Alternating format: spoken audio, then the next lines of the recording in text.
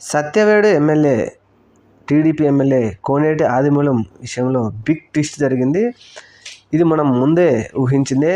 అయితే దీని గురించి ఆవిడను టెస్టులకు తీసుకెళ్తే ఆవిడ వెళ్ళలేదు. అలాగే కోర్టులోకి వెళ్ళి ఆయన కూడా నా మీద అనవసరంగా కోర్టులో కేసులు వేశారని ఆయన కేసులు పెట్టడం, ఈవిడ కూడా ఇంప్లీడ్ పిటిషన్లు వేసి ఈవిడ కూడా అందులో ఎంట్రీ అవ్వడం, ఆ తర్వాత ఈవిడకి సపోర్ట్గా కొన్ని సంఘాల వాళ్ళు యాదవుల సంఘాల వాళ్ళు అందరూ వచ్చి గొడవ చేసి ఆవిడకి న్యాయం చేయాలన్నారు.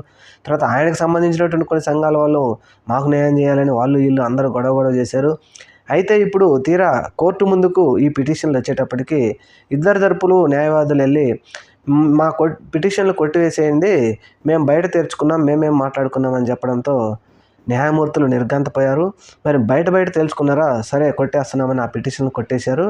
ఇదేంటిది ఇప్పుడు మరి వీళ్ళ తరపున మాట్లాడిన సంఘాల వాళ్ళకి తెలియాలి. మరి న్యాయాలు అన్నారు కదా, వాళ్ళు తెలుసుకుంటే మరి మీరు ఎందుకు కొట్టారు?